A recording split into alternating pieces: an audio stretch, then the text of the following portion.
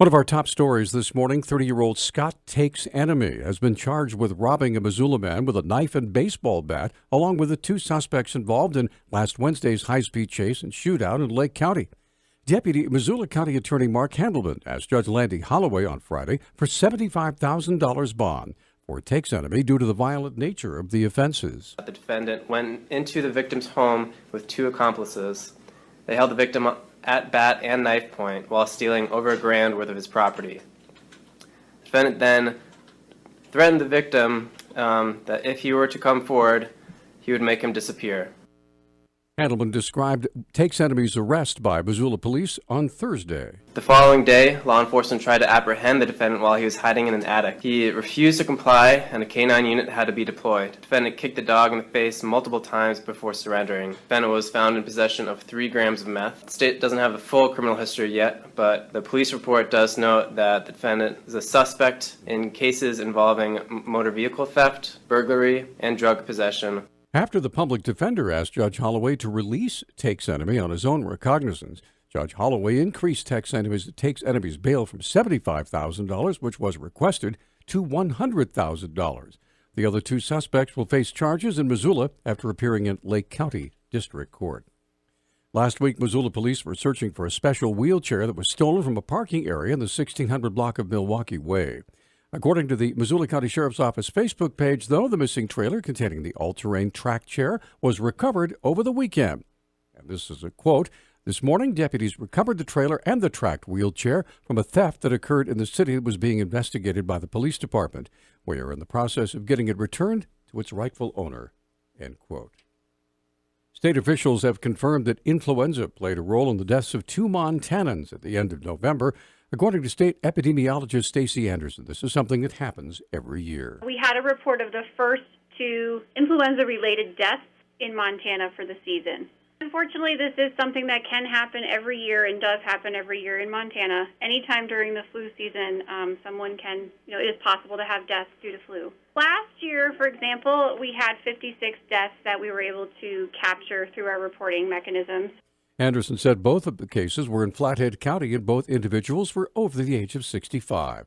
She said the influenza vaccine batch used this year will help combat the strain being detected in Montana now. So far, what we're seeing in the United States as well as here in Montana is that the predominant strain is influenza A H3. And that strain is one of the strains that make up the 2017-18 influenza vaccine. In the last week or two, we've definitely seen an uptick in activity, in flu activity across the state. Influenza typically spreads quickly this time of year. Known as flu season, the peak number of cases usually occurs sometime between the end of December and early February. Family members say the man who died after being struck by a vehicle in Montana was a former basketball and football coach at Butte High School. Montana Standard reports 76-year-old Dan Lean died from injuries at St. Patrick Hospital in Missoula on Wednesday after he was struck earlier that morning in Butte. Police say Lean routinely walked in the mornings and he was on his usual route when he was struck. Police say he was walking in the parking lane and was wearing reflective clothing. Police say they believe a newer model passenger car is what struck Lean. The investigation's ongoing. It's being handled by the Butte Silverbow Law Enforcement Agency, along with the Highway Patrol and the Division of Criminal Investigation. Suspect is still at large. A southwestern Montana judge rejected a plea agreement that recommended a mostly suspended sentence for a hit-and-run crash in Butte, saying the driver is addicted to drugs and has spent a lot of time in the criminal justice system. The Montana Standard reports District Judge Brad Newman sentenced Dakota McClanahan last Thursday to 10 years for felony criminal endangerment. The plea agreement recommended McClanahan complete a 6-month boot camp program and a year of intense supervision, with the possibility of having the rest of the sentence suspended. However, the legislature ended the boot camp program, and Newman rejected a recommendation that the Anaconda man be sentenced to a separate young offender program. Prosecutors said McClanahan was high on meth and marijuana during the August 2016 crash that injured postal worker Corey Steele. Missoula police arrested a man near St. Patrick Hospital last Wednesday.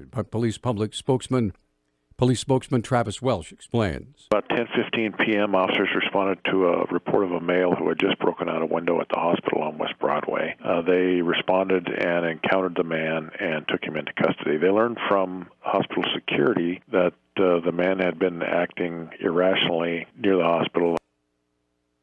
Welsh said the 39-year-old suspect is now facing a felony charge. The area where the damage occurred was near an outdoor patio area where he may have retrieved a large rock to cause the damage. The window had been deemed to be quite valuable to repair, and as a result, Justin Carter was arrested for felony criminal mischief. Carter's also facing a misdemeanor charge for disorderly conduct. According to Welsh, the suspect was yelling and screaming before and during the time when he allegedly smashed the windows. In Missoula federal court last week, a judge ruled that former Ravalli County Treasurer Valerie Stamey's $20 million lawsuit against county commissioners, a local newspaper, and others had no merit and dismissed the action. Ravalli County Attorney Bill Fulbright provided a short history of the county's dealing with Ms. Stamey after she was appointed county treasurer. Those problems led to the commissioners looking into it, finding that she was not doing her job. Money was not being deposited. It was literally laying in her office for extended periods of time. And in the end, they ended up eventually terminating her position. Fulbright said that it was just the beginning of a protracted legal battle with Stamey when she accused the county commissioners of corruption. To be balanced and fair about it, as we were looking at her performance and whether she had done anything wrong or right as the treasurer, I needed to make sure her allegations either were false and unfounded or if there was anything behind them. And so we did have retired Judge Nell Swan to come over and dive into an independent investigation in which he found there was nothing to support her allegations that the commissioners were somehow involved in corruption. Stamey disappeared for several years. During the period, it was eventually found to be living in South Carolina.